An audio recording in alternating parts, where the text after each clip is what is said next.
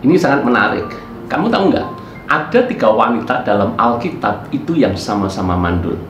Sarah, Rahel, dan Hana. Pada zaman itu mandul bisa dikatakan bencana terbesar bagi wanita.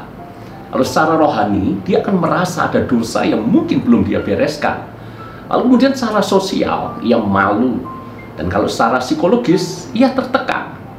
Dan meski ketika wanita ini sama-sama mandul, namun ternyata mereka punya respon atau sikap yang berbeda dalam menghadapi masalah yang mereka hadapi itu. Sarah itu berusaha mengatasi masalahnya dengan cari jalan pintas, yaitu dengan memberikan Hagar hambanya kepada Abraham supaya memberi keturunan. Dan Sarah nggak pernah membayangin bahwa keputusannya itu untuk mengambil jalan pintas itu seperti menaruh duri di dalam dagingnya. Sarah menciptakan masalah besar, sebab setelah mengandung, Hagar memandang rendah dirinya.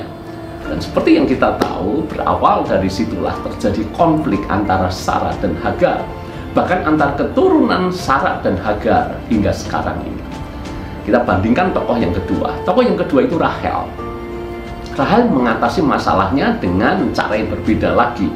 Dan dia mengatasinya dengan sikap dan perkataan yang negatif. Rahel ini bersungut-sungut terus. Bahkan dia pernah mengancam Yakub. Dia pernah berkata seperti ini, "Berikanlah kepadaku anak, kalau enggak aku akan mati." Persungutan itu tidak menyelesaikan masalah, bahkan membuat Yakub jadi marah.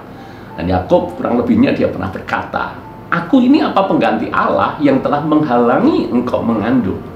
Jadi dengan kata lain bahwa Rahel dia bersungut-sungut ketika menghadapi masalah, dan itu sama sekali tidak menyelesaikan masalahnya. Bahkan suaminya justru mengalami sedikit konflik dengan dia. Lalu kita bandingkan yang ketiga. Yang ketiga itu Hana. Kalau kita sedang punya masalah, mestinya kita bisa belajar dari Hana.